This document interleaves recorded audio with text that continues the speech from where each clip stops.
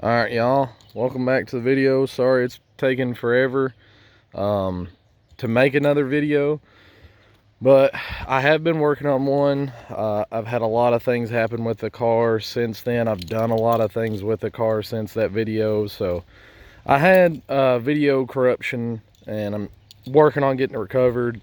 I've got it recovered and I've been, working on editing the video, but wanted to give you guys a quick update and kind of a rundown of what I'm doing with the car and future plans. But I wanted to show y'all, so to get it all started, this is one of the things I did with the car, and that is the OEM fob. To start off with everything that has been done, I've finally got a battery for this thing. I believe it's a Mercedes battery, but I've got a lot done. Let's pop the trunk. Just some stuff I've been storing. I do have the fuel level figured out, got that stuff wired in. But kind of a small, I guess, backstory or whatever. I've got a slight engine problem. Have been working on the wiring. This will not look like this over here, but I do have everything tucked. This stuff just takes a lot of time, and that is the big thing about doing swaps like this, is it's very time consuming. The hood is shut right now. Had a guy say he made 2 videos saying that this car was not swapped, and I guess, guys, I've been lying to you, because it's probably still got the 3.5 in it, or 2.5, whatever this car came with, because totally did not build this car, did not own this car. Must definitely be his. But yeah, here's that stock Nissan 3.5 that guy claimed. I've got both his videos he made. Right now I have the dump tube off, because if I have it on, I cannot shut the hood, which really makes me want to just shoot a 3-inch pipe straight that way. But thing on the list is we're going to remake this turbo kit so I can finally put a fan shroud in here and put fans on it. I'm going to go to, I guess, either Corvette or F-body accessories, so we can tuck that stuff closer, and I won't have to worry about this water hose being that high, which feels like it's actually out of coolant. Which in that video, I do take the car for a test drive and I have it recorded, and it does overheat towards the end of it, which there is a small leak somewhere. Not too sure where. Probably this steam port kit that I did, which I've got another steam port kit that I'm going to put on. But I do have some issues, like over here. This will have to be figured out, which a lot of people, in some of the videos that I posted, you can hear the car popping. It was actually because I had like 4, I think, spark plug wires that were burnt up because they were laying on the headers. But I've got another kit coming in, so I can replace that one wire. I wish I could buy a boot for that, but I don't know where I can buy. I believe it's 45 or 90 boots of I think 10.5, or I don't know. They're I think Dragonfire. They're off Summit. But I'm gonna wrap that header. I added an IAT sensor. The big thing, the reason why I have to pull this motor out is because of this. This kit was trash. I mean, it works, but they never sent any instructions. Even the seller didn't know a single thing about it. They were like, "Oh, take your car to a professional." It's like, well, how would a professional know? That if there's no instructions, how would they be able to install it? So the way that I had it before, I had it from here to here, and then I changed it to here, and I didn't realize that I had, I believe it was coming in through here and returning here, which you cannot do that with an oil filter because of the flap in the back of it. But I now have it set properly. I've got a noise coming from the engine. I know for sure I've got a lifter tick, but I've got another noise that sounds pretty rough every now and then.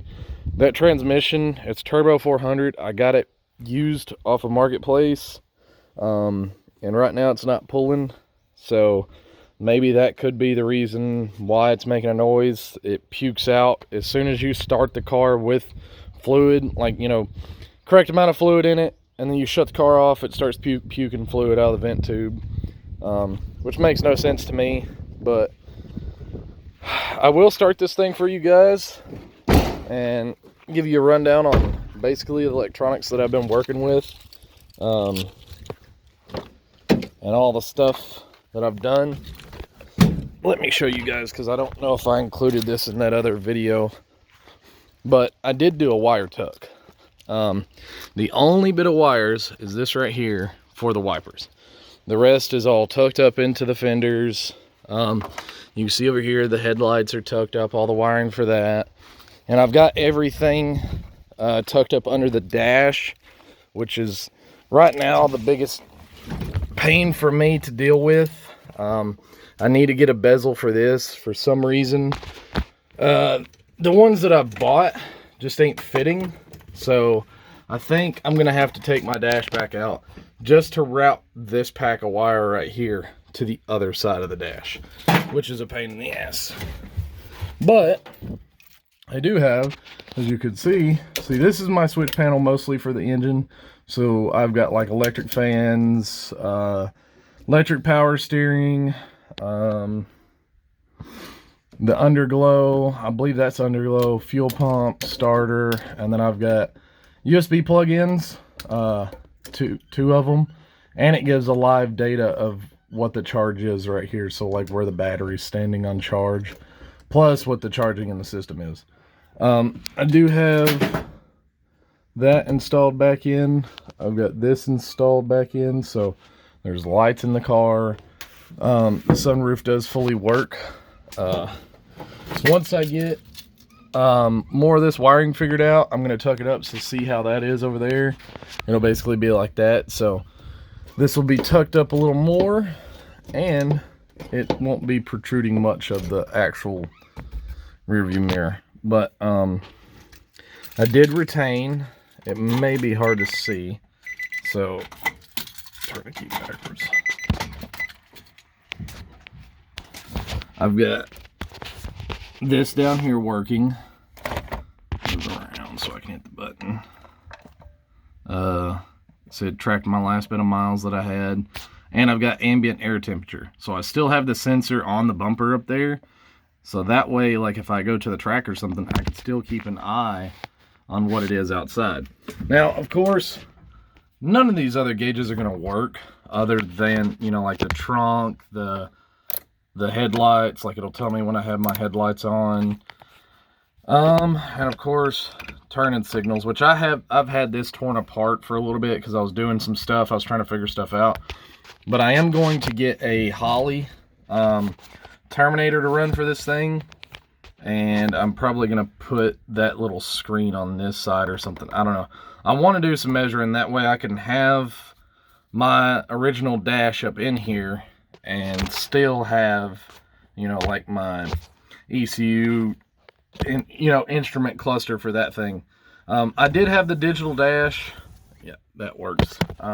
Did have the digital dash in here, but I did not like the size of it, as far as, like, you know, how much room it took up and stuff. So that's another reason why I'm going to Holley. Plus, I got a local buddy here, Travis Duncan and Duncan Performance, and I'd like him to tune the car and stuff like that. So, but that's some of the stuff I want to show you guys. So yeah, that's fans. I think that's a blank. See here, that is like another blank. That's electric power steering. So, and as I was telling you guys, well, I've told a few people, but this is my controller for that. So that's max. And I've tried telling everyone to, like, if you're doing power steering, just do that, because it's so much easier. Then I got my underglow, my fuel pump, and starter. But I'll start this thing and show you guys the noise it's basically making and do a walk around with it. But I do have all the lights working in this car functioning. I've got this over here, which is my center console. It's got my my hazards in it, a few other things. But so you can see, I do actually still have fuel in this, about half tank. Here is, that's my boost gauge. And then the oil pressure gauge, and I'll show you guys like basically where that sits as soon as this thing starts.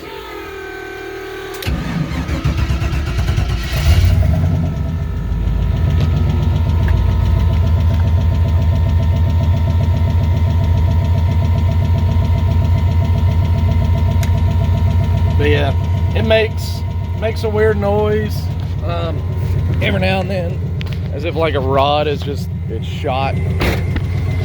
But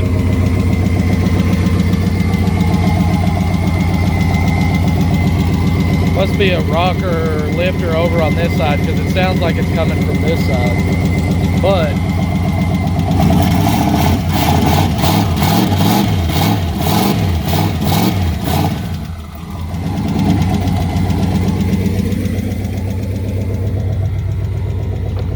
so the cool thing that I made sure that I did with this is, if needed, I could just, and it shuts the car down. I don't have, and it is a kill switch because you can see fuel pump's on right now. So, the one thing that I could do in order to make the car start by the key is I would have to go get a engine harness for one of these cars, just to basically tear it apart, just for a starter signal wire. And I believe I would have to put an ECU in for that too, which I don't want to go through all that pinning, because it took me 3 solid months and I think 4 different body harnesses in order to finally get all of the body stuff working and all the electronics working for this car. Like even this stuff works. Like, I'll show you. Which, of course, so, of course, I don't have speakers, but, and then, let's see, I don't have any of this stuff hooked up as far as, like, actual, like, of course, heater and all that stuff, but I could always go through. Since I still have the BCM, I could figure out, like, over here on these plugs, because I still have the plugs up in there. They're, like, right in this general area. But I could easily go through and pin out every one of these plugs and have them, like, a boost controller or something like that. Like, it's always something that I can always mess around with, because I kept those for whatever I may need them for. But everything still does work. Like, see, I can still use mirrors from my like all of this stuff still works. All of it still works over there. Must have the trunk switch hit over there. And that might, or actually I think it's unplugged, because there's the glove box. So I believe, yeah, it's just unplugged, so that won't work. But I still have all that stuff, and it's a work in progress. I just think it's really one of the coolest things ever. Let me see if it would turn the, I can't see it. Yeah, I don't think it will. Oh well.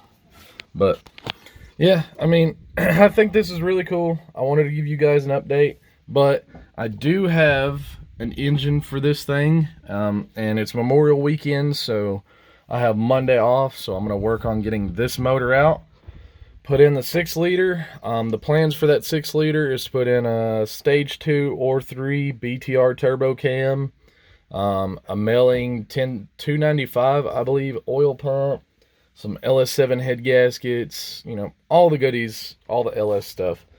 And there's, you know, just a few other things that I'm doing, but this weekend is to focus on getting this motor and transmission out. I'm just going to go through the transmission, not like tear it down, but check, you know, change the filter, a few other things, and just see what all, you know, I can get done with that thing, because I'm tired of it doing what it's doing, and just getting a general overview, because when I bought it, I never even opened it up to check it out. But figured I'd show you guys this update. I'm sorry it took forever, but you know, it's a lot of things I've been working on. I've been working on a few different vehicles, but it is a short update.